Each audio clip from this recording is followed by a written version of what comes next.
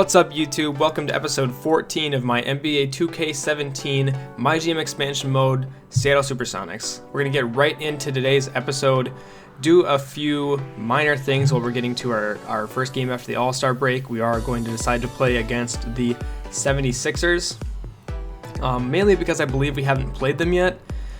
And yeah, we're going to go ahead and adjust the rotations a little bit here, just to make things kind of work, because Gobert unfortunately got injured. So we're going to go ahead and put Boban in at starting center, and then also give a few more minutes to our reserves who normally didn't have them. But we're going to go ahead and jump directly into the game. Hope you enjoy.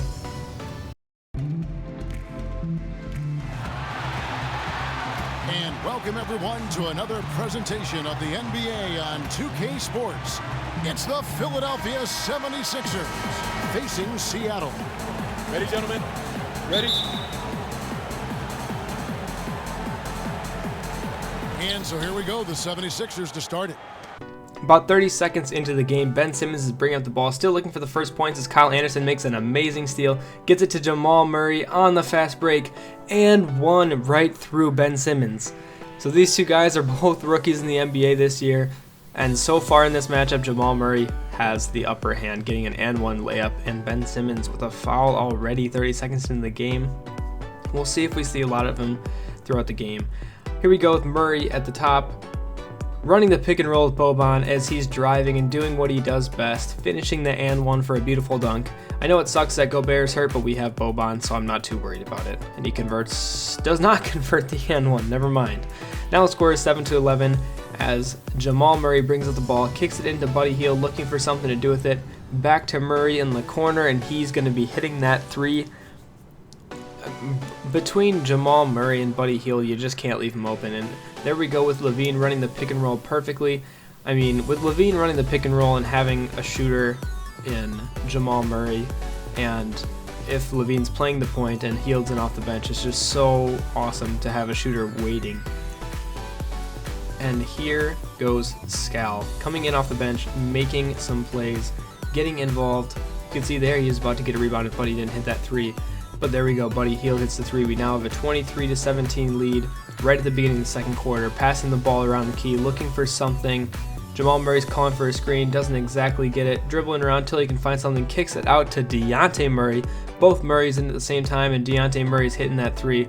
Now Jamal into Scal, he's posting up, he wants to be more involved as he hits the turnaround jumper. Not exactly a hook shot, kind of a two-handed shot, a little awkward, but either way, it was an and one bucket, and he converts it. So now the score is 31-19 as Jamal Murray takes up the ball, calls for the pick and roll, gets it on the inside, looks like JaVale McGee there. It is. I can tell when anybody's dunking like that, it's JaVale McGee. He doesn't like just putting the ball in the hoop, he likes making some extravagant dunk. As there we go, Murray kicking to Zach LaVine for three. We didn't forget about LaVine, guys. He is still an integral part of this team as he hits a three there. He's trying to extend the lead, and now we have it 39-30. 76ers aren't exactly going away easy, but there was Embiid scoring the bucket as we get it into LaVine, and no one's covering him as he brings the ball up, so he's going to knock that in. And let me know what you think, guys. I think if Joel Embiid is a free agent at the end of the year, we're going to pursue him, but I'm not exactly sure he will be. So far this season in the actual NBA, he's been playing really, really well in his limited minutes he's getting. And there we go, LaVine getting a beautiful dunk and one. We're getting a lot of and ones this game. Very good so far. But yeah, let me know what you think about Embiid or who you think we should pursue. I'll look at the upcoming free agents in the next episode. Here's Roberts from outside the arc. The clock runs out, and we're heading to halftime. Seattle leads by 13. We'll see you back here after the break for third quarter basketball.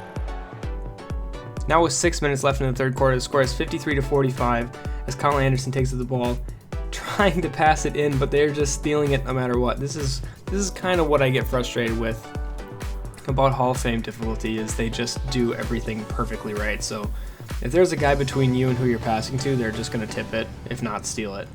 But there we go, kicking it out to Jamal Murray, and he can hit those threes. I love having Jamal Murray in the team.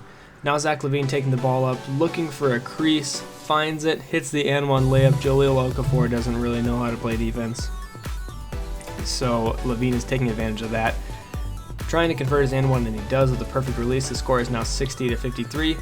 Now 60-56 as Dejounte Murray taking the ball inside. Buddy Hield taking it back out to the three-point line because he wants all those points. If they're not covering him, he's going to take 3 instead of 2. Dejounte Murray taking up the ball. No one's covering him either. He's going right to the basket for 2 points. 65-60.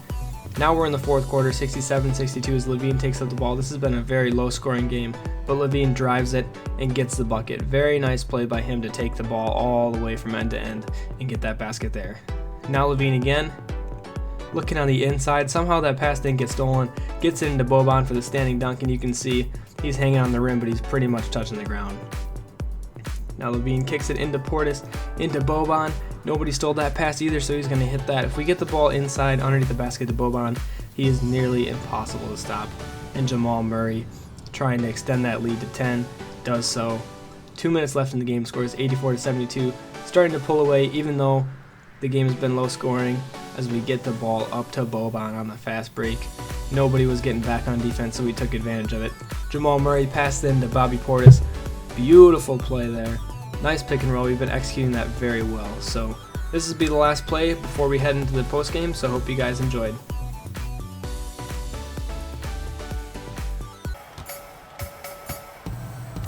From deep, it's off. So no problem for Seattle as they get the win, and the outcome of this one was never in doubt. And boy, they really put in a supreme effort. It just felt like once they had that lead and it was comfortable, they were not going to relinquish it. Well, folks, that's going to do it for now. For Greg Anthony, Clark Kellogg, and David Aldridge, this is Kevin Harlan saying thanks for watching as we present our Jordan Player of the Game, Jamal Murray.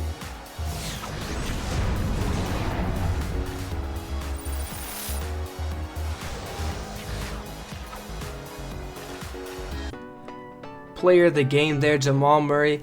Both games we played so far after acquiring Jamal Murray, he's been player of the game, but he had 17 points, 11 assists, and 4 steals, I believe it said. So he had an excellent game. You can see his highlights are just smooth. I love having LaVine and Murray players of the game because they just have such smooth plays. All their mechanics and all their animations are so fresh. But hopefully you guys enjoyed episode 14. If you did, hit a like, subscribe, and you'll be notified when episode 15 comes out. But yeah, see you guys in episode 15.